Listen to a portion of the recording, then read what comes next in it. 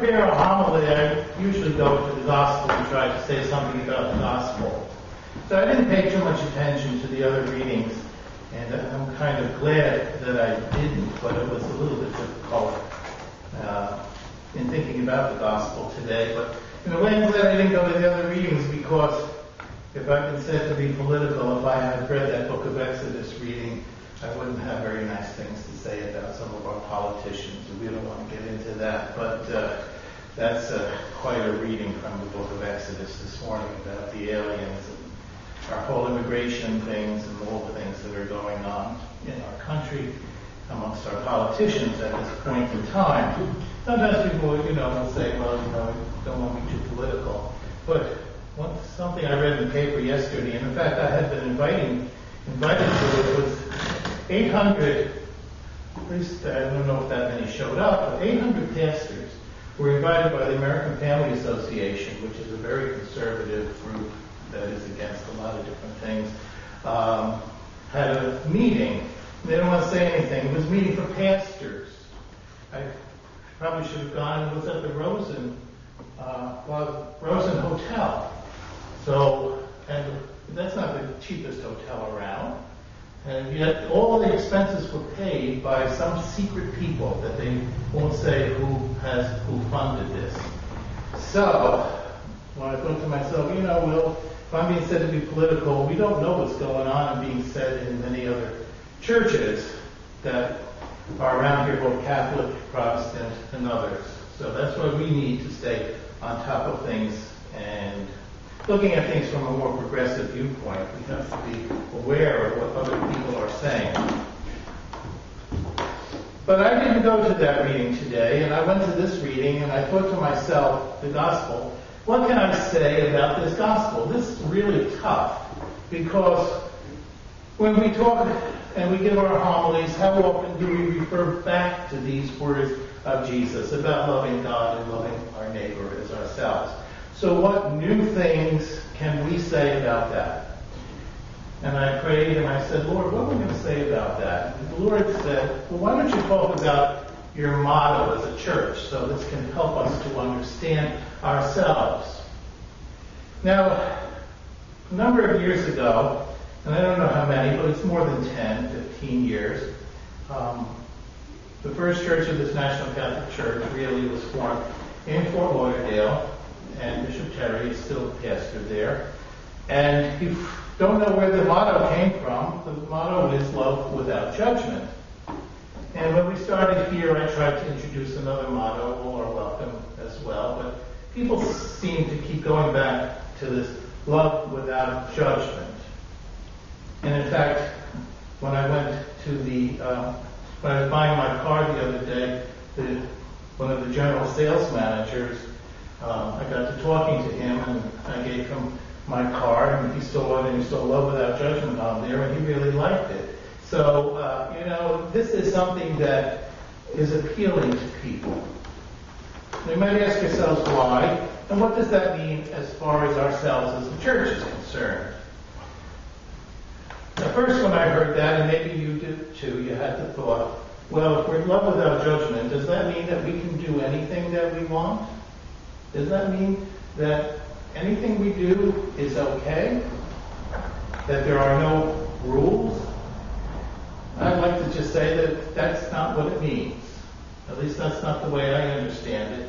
Oh, and by the way, after I finish, I'd like to open up and have the community comments if anybody has anything they'd like to add as a thought, whether you want to or not, it's up to you.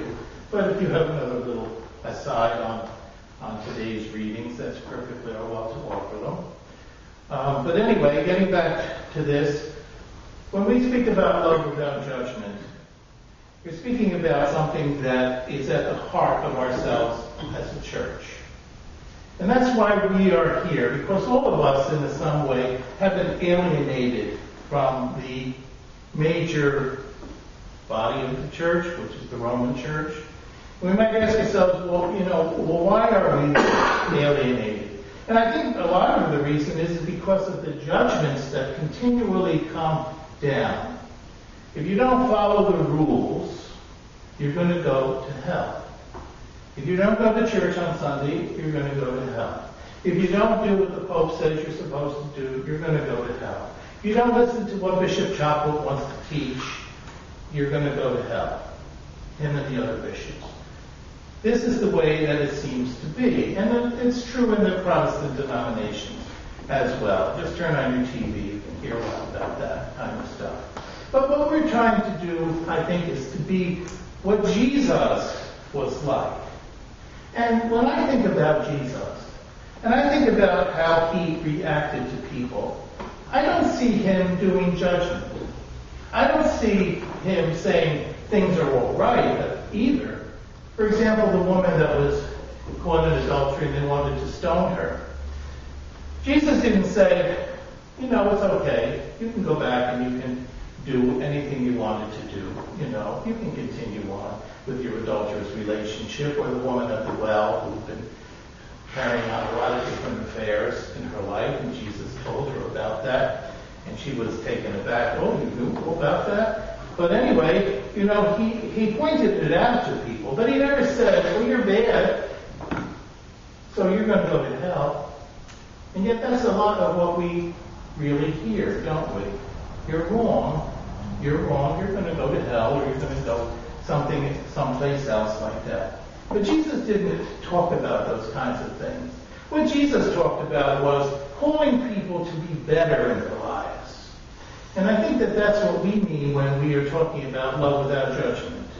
We all recognize that, hey, we're not perfect.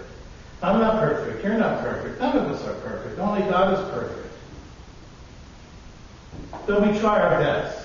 And sometimes we fall down. And sometimes we even do things willfully that are wrong. And then later on we recognize, hey, that was wrong for me to do.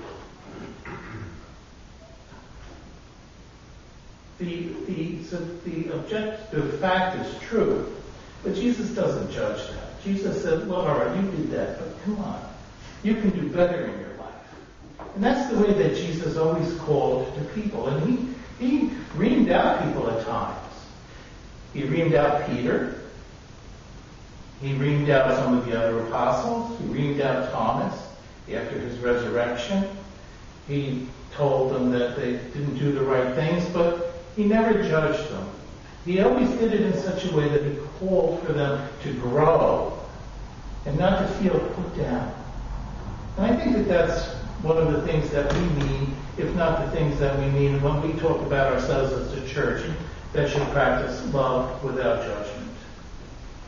We're not judging each other.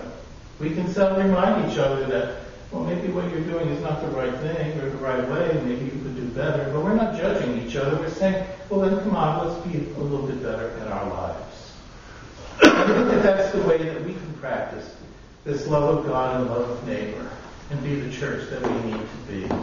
It's a message that most people don't hear. It's a message that doesn't seem to be part of what we're hearing from other Christians.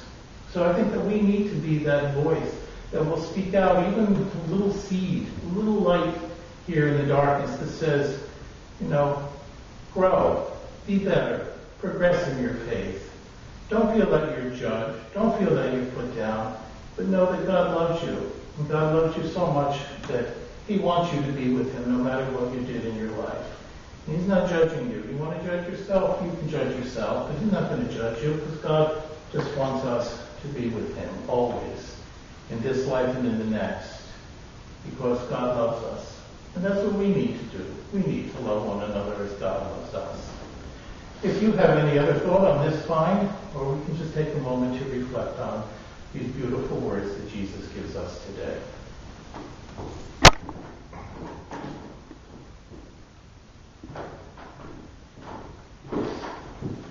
Anyone?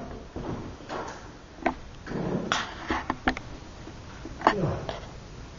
I think he's calling, I think he's saying, in order to love someone else, in order to go out and reach out to other people, you are to love people, but you are to love yourself.